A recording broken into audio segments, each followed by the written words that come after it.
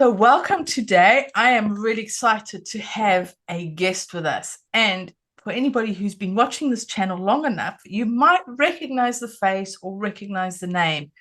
But I've had Kristie on before, and we were talking about something different. And that was a good few years ago. And I will put the link to the video down below so you can just see the difference between the two videos. But I've asked Kristie to come back because she's changed over the years. Her business has changed over the years. And I wanted to find out a bit more about her confidence journey. So, welcome to Kristie Norris. She is a Zoom producer. She also organizes and does pet sitting as well. She runs network meetings. So, a woman of many skills and many trades. So, welcome, Kristie. And do you want to just say a little bit to introduce yourself and just explain a little bit about where you are and what it is that you do? Thank you very much, Natalie. Wow. Well, should I start with well, you'll see from the previous one that I'm an accidental entrepreneur. I wasn't one of these people that always planned to have a business. Um, and I guess I have since starting in 2017 learned to adapt, or the word we heard a lot over the last 4 years, pivot. That was a Which is popular something word. it was a very popular word. It's something I've certainly learnt to do on a regular basis. And it was something that I had to start doing last year when I had to think about moving out of my property. So as of the beginning of this year, all change. The pet sitting and digital nomad is a new thing for me, started in January. Absolutely enjoy it. So pleased I took the opportunity to do pets when I was growing up, but not had them through renting property. So it's been really, really, really nice to just spend time with other people's pets and give them peace of mind while they go on holiday. And it is very special spending time with animals. And I know you've shared stories about chasing chickens and geese and feeding snakes, I think it was, or just having a snake in the house and then walking dogs and just a Luckily, different, haven't had to feed them, yeah. yeah, but still having a snake in the house. I'm not so sure. So you're based in Wales most of the time when you're not being a nomad and doing all your pet sitting. So what has it been like for you in Wales and today? Are you having a beautiful summer's day, or are you like the rest of the UK and summer has been non-existent? Yeah, there's definitely no sun out there today. It's overcast, it's warm. There's a little bit of rain every now and again, but yes, the sun has definitely disappeared. So basically a typical British summer of no summer. Yep. And on that lovely note, I wanted to find out from you, what does confidence mean to you? Because obviously we talk a lot in between, when we talk a lot on WhatsApp and have Zoom conversations. But one of the things I'm really passionate about is confidence and resilience. But I also know that so many people find different ways to build their confidence. They have different experiences on confidence because confidence is not necessarily a one size fits all. It's people experience a lack of confidence or confidence in totally different ways. And what one person finds confidence with, somebody else will like, oh no, that wouldn't work for me. And this is why I'm inviting business owners to come and share their journeys and what works for them. Because as I said, not confidence is not one size fits all. So what I find has worked for me doesn't necessarily work for anyone else. And this is why I like to share what other people's journeys has been on confidence. So back to the question is, what does confidence mean to you? Hmm. I do find it's a difficult thing to explain what confidence is.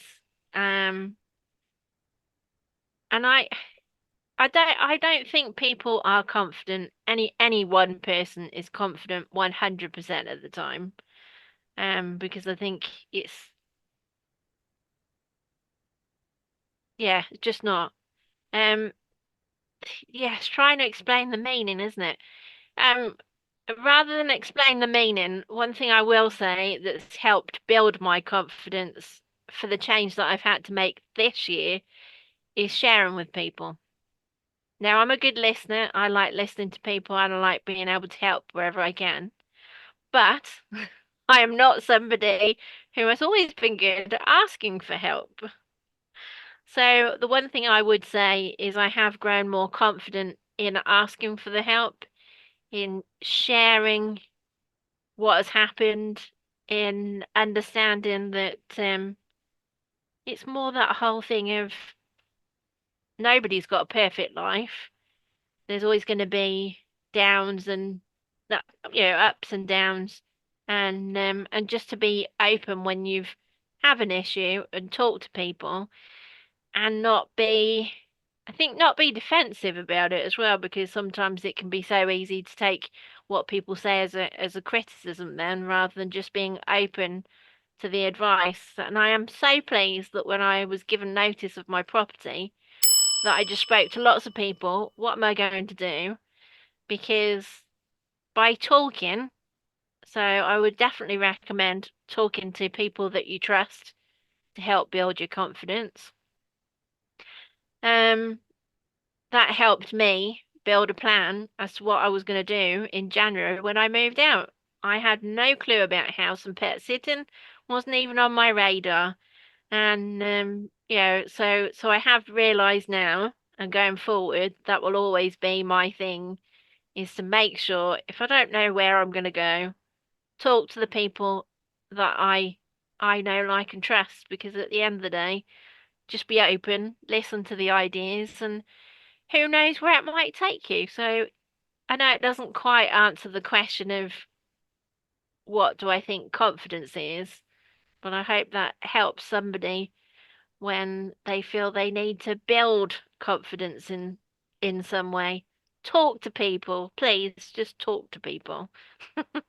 Well, communication is very important. And like you said, when you were given notice to move out of your house that you'd been in, it's what do you do? And we don't always Mm, have the ideas because we are, we in a process, we in our bubbles, we think the way that we're thinking. And just having somebody from the outside, a third party, and like you say, somebody who like and trust, say, well, have you thought about this idea? It's something you would never have thought of, and then you can then think about it, and it's either, yeah, that's a good idea, let me take that further, or like, hell no, that ain't gonna work, but thank you for the idea, let's see where that goes, or mm, something else with that. You don't have to take the first idea that somebody gives you, but it helps you to have like a different perspective on where you're at the moment. And sometimes, like you said, you just need to have those conversations with people. They give you their thoughts, and then it's almost essentially put those thoughts in a big basket, and then you sift through it and think, well, I like that one, don't like that one. That one sort of, but maybe if I add that and that, that will create that, and then you take it from there. So that's a really good advice, is to ask for help, but also have these conversations. And as you said, it's not about taking it personally, but just about listening and seeing where it's going, and see what's come up, because it is a different perspective that's you would never have thought about it. And you know where will you land up? Where are you going to be next year?